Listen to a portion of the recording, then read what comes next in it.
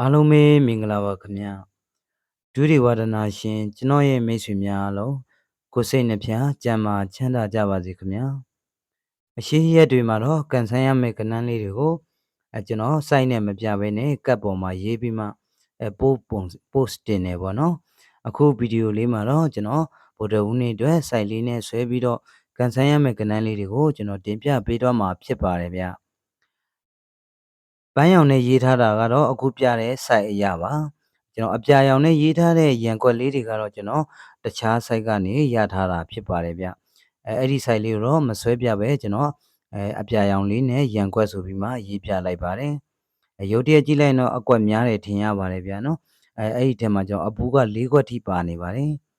အဲ့တော့ကျွန်တော်မိတ်ဆွေများတော့ဗောနော်ကျွန်တော်တင်ပြပေးမယ်လေ့လာတုံးတက်ပြီးမှမိမိဉာဏ်လေးတွေနဲ့ပေါင်းဆက်ပြီးတော့အကြိုက်တူတော်လေးတွေရွေးချယ်ပြီးတော့ကန်ဆန်းပါလို့ပြောပြရစီဗျာဒီ site လေးကိုမတွားခင်မှာတော့ဒီဘက်ကကတ်လေးကိုကျွန်တော်post တင်ပေးထားပါတယ်ဗျာနော်ကျွန်တော်အင်္ဂါကနေကြာတာပတိနေ့6ကျင်အတွင်းတုံးထိပ်စီးဖြစ်ပါတယ်ဗျာနော်တုံးထိပ်စီးဖြစ်ပါတယ်ကျွန်တော်အရန်ကြိုက်တဲ့ထိပ်စီးလေးဖြစ်ပါတယ်ဗျာအင်္ဂါနေ့ညနေမှာကျွန်တော်တုံးကနောက်ပိတ်အနေနဲ့ဆင်သွားရပါတော့ခွန်တုံးပေါ့နော်တချို့ကပေါ့နော်တုံးနောက်ပိတ်ဆင်တဲ့အတွက်ဒါလေးကိုဆက်လိုက်တင်လားမလိုက်တင်လားမေးထားတာလေးရှိပါတယ်ဗျအဲ့တော့ကျွန်တော်ကတုံးထိပ်စီကိုကျွန်တော်ကြိုက်နေစေဖြစ်ပါတယ်အင်္ဂါနေ့ပြီးသွားပြီဆိုတော့ကျွန်တော်ဗုဒ္ဓဦးကြာတာပတိပေါ့နော်2ရက်4ချိန်ကြာအောင်ပဲဗျာနော်အဲ့ဒီ4ချိန်အတွင်းမှာတုံးထိပ်စီဆင်းလာလိမ့်မယ်လို့ကျွန်တော်ယုံကြည်နေစေဖြစ်ပါတယ်ကျွန်တော်မိတ်ဆွေများဒါလေးကြိုက်ရင်ဆက်ပြီးတော့အတုံးပြုတ်နိုင်ပါတယ်ခင်ဗျအဲ့တော့ကျွန်တော် site ပုံစံလေးကိုတွားလိုက်မယ်ဗျ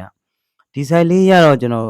အစိမ်းရောင်4000ကိုပေါင်းမယ်ပြီးရင်အစိမ်းရောင်မြင်းကပေါင်းပြီးမှအတူညီပြီးမှကျွန်တော်နောက်ပိတ်ကိုရမှာဖြစ်ပါတယ်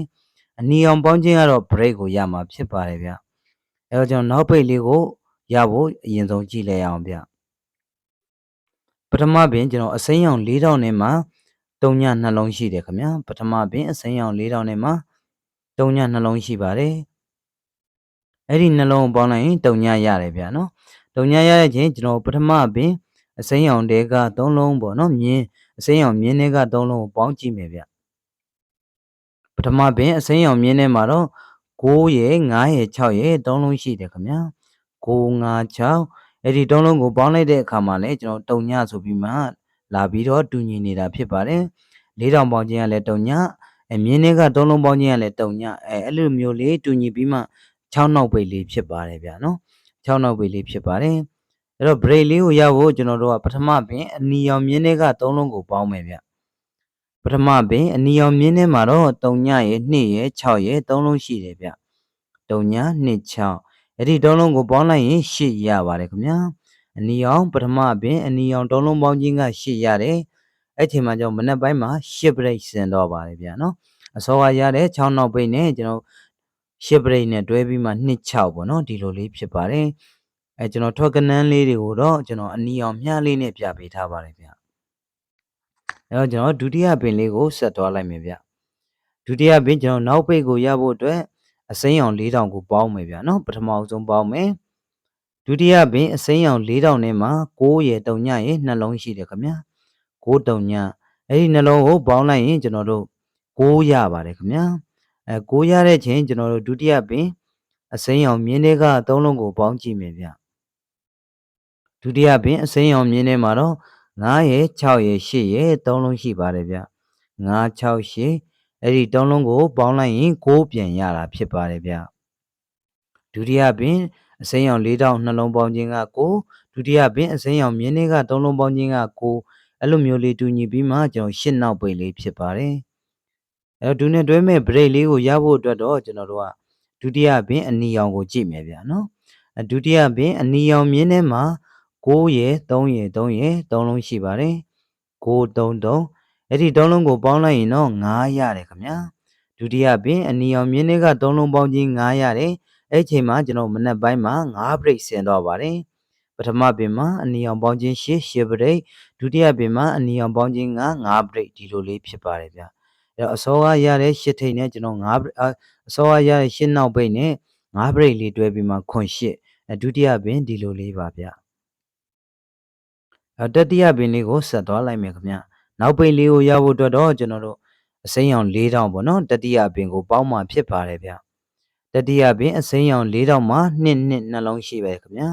နှစ်အဲ့ဒီနှလုံးပေါင်းခြင်းက4ရတယ်ခင်ဗျာတတိယပင်အစိမ်းရောင်၄တောင်ပေါင်းခြင်း4ရတယ်အဲ့ချိန်မှာကျွန်တော်တတိယပင်အစိမ်းရောင်မြင်းတွေက3လုံးပေါင်းခြင်းကလည်း4ဖြစ်ရမယ်ပေါ့နော်ဒါမှလည်းကျွန်တော်ပထမပင်ဒုတိယပင်နဲ့တူညီသွားမှာဗျအဲ့တော့တတိယပင်အစိမ်းရောင်မြင်းထဲမှာ6ခွန်နှလုံးရှိပြီဗျ6ခွန်နှလုံးရှိပြီး3လုံးပေါင်းခြင်း4ဖြစ်ရမယ်ပေါ့နော်3လုံးပေါင်းခြင်း4ဖြစ်ဖို့ဆိုရင်ကျွန်တော်1လိုနေတာဖြစ်ပါတယ်ဒါကြောင့်မလို့ဒီ site လေးရတော့1နောက်ပိတ်ဖြစ်ပါတယ်ဗျာနော်ဒီ site လေးရတော့ဆက်ပြီးခဲ့ရင်3ပိတ်မြောက်ဆက်လာခဲ့ရင်1နောက်ပိတ်လေးဖြစ်ပါတယ်သူနဲ့တွဲမဲ့ break ကိုရဖို့အတွက်တော့ကျွန်တော်တတိယပင်အနီအောင်မြင်းတွေက3လုံးကိုပေါင်းမှာဖြစ်ပါတယ်တတိယပင်အနီအောင်မြင်းထဲမှာတော့2 3ည2 3လုံးရှိတယ်ခင်ဗျာ2 3ည2အဲ့ဒီ3လုံးကိုပေါင်းလိုက်ရင်2ရတယ်ခင်ဗျာ2ရတယ်ဆိုတော့ပထမပင်ဒုတိယပင်လို့ဆက်လာခဲ့ရင်ကျွန်တော်မနက်ပိုင်းမှာ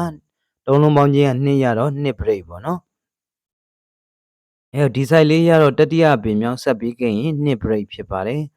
အဲ့တော့စောရတာ1နောက်ပဲကျွန်တော်2 break နဲ့တွဲမယ်ဆိုရင်တော့တခွက်ကောင်းလေးကကျွန်တော်1အပူးဖြစ်ပါတယ်ဗျာနော်1အပူးဖြစ်ပါတယ်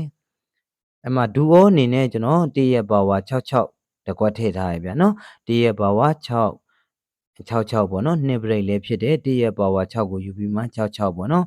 အပြင်အဲ့1နဲ့6နဲ့တွဲပြီးမှ61ဒါဒူအိုဖြစ်ပါတယ်main က1ဒူအိုမှာ66နဲ့61ဖြစ်ပါတယ်ဗျာအောက်ကအပြာရောင်လေးတွေကတော့ရန်ခွက်ဖြစ်ပါတယ်ဒီဟာလေးကလည်းကျွန်တော်ဗီဒီယိုအရှိပိုင်းမှာပြောထားပြီးပေါ့နော်အဲ့ဒီအပြာရောင်နဲ့ကနန်းလေးတွေကကျွန်တော်တခြားနောက်တစ်ဆိုင်နဲ့ရထားတာဖြစ်ပါတယ်ဗျာဒီထဲမှာတော့ထည့်ပြီးမရှင်းတော့ဘူးပေါ့နော်ဗီဒီယိုကလည်းအခု9မိနစ်နာရောက်သွားပြီဗျာနော်အဲ့တော့ရှီမှာဆိုတဲ့အတွက်ကျွန်တော်ဒီတိုင်းလေးပဲရေးပြလိုက်ပါတယ်ဗျအဲ့တော့ရန်ကွက်အပြာရောင်မှာတော့2ခွန်အား2 4အား20အား40အားပြီး2ဘူးခွန်ဘူးပေါ့နော်